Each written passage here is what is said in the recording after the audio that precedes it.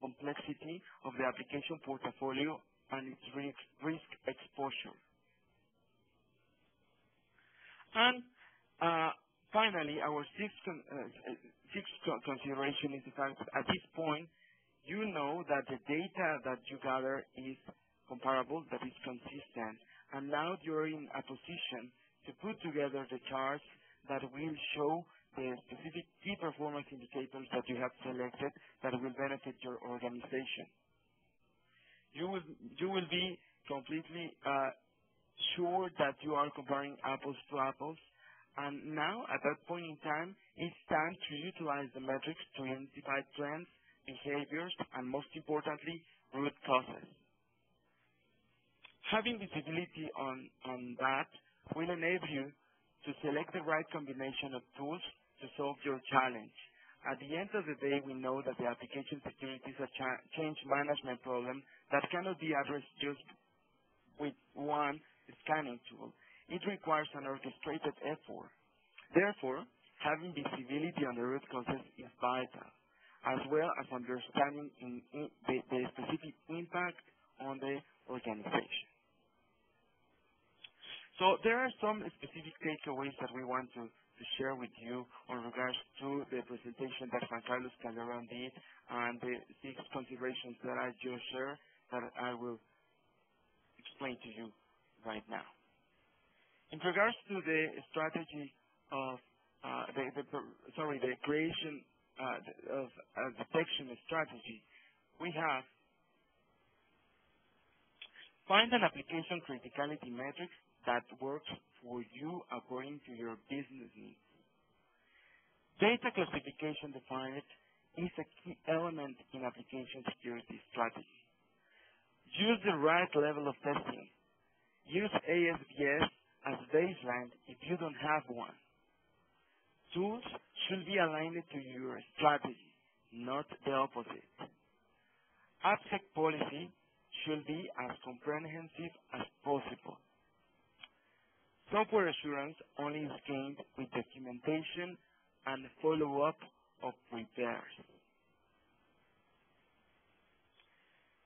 In regards to the 6th consideration, the takeaways are: make sure that you have a clear understanding and awareness of the threats, vulnerabilities, and their business impact. Consider a small set of metrics as key performance indicators. Define the data gathering strategy based upon repeatable and reproducible processes and standardized vulnerability rating procedures. Ensure that data points are comparable with one another. Centralize vulnerability results to enable tracking and overall ongoing risk assessment. And report to senior management using KPIs.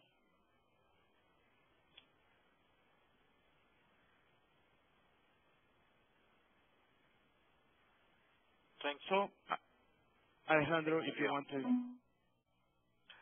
Thank you, Leo, and thank you, Juan Carlos.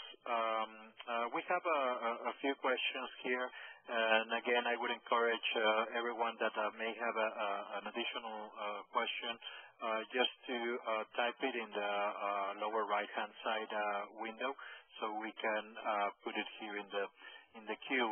We have a few minutes for extra questions. So let me start by mentioning a few of the ones that we have, and this is probably for you, Juan Carlos. You mentioned that it is important to prioritize based on criticality, and the question is, what kind of application inventory tool do you recommend, or is there such a tool in the market? Okay. Well, actually, this is applicable to any kind of inventory. I mean, we have seen some people or some businesses from our customers that have application inventory in a simple Excel file. And given the simplicity of this formula that is only identifying what is the data criticality or the data sensitivity of the information and the data exposure, it is easy to, implement this in everything that we can have. So if you have a commercial product or if you have a database or a custom-made application inventory, this is going to be applicable to anything. So that's one of the benefits of this simplicity. Okay, thank you. Another question would be, you mentioned black box, gray box, white box testing. What are the differences in between those, and which one would be better? Well, this is a question that many people does. It's really like, what is better? Is it better to go and look for the source code, or is it better to go and test in the application? The answer to me in particular is that there should be a combination of both. So, for example, doing black box, that is a penetration testing or a vulnerability assessment on a live application, should be used only when you don't have the source code available. So, for example, if we are talking about a third-party product, or we are talking about a software as a service provider, in those cases, the black box is what is more recommendable because of the absence of the source code. But from my point of view, it's better to use a combination of both techniques, given that some vulnerabilities, like, for example, let's say log injection, is very hard to find in black box assessment, but in a white box is very easy. And the other way around, finding a privilege escalation may be very hard to find in the source code, but in testing of a live application could be very easy to see.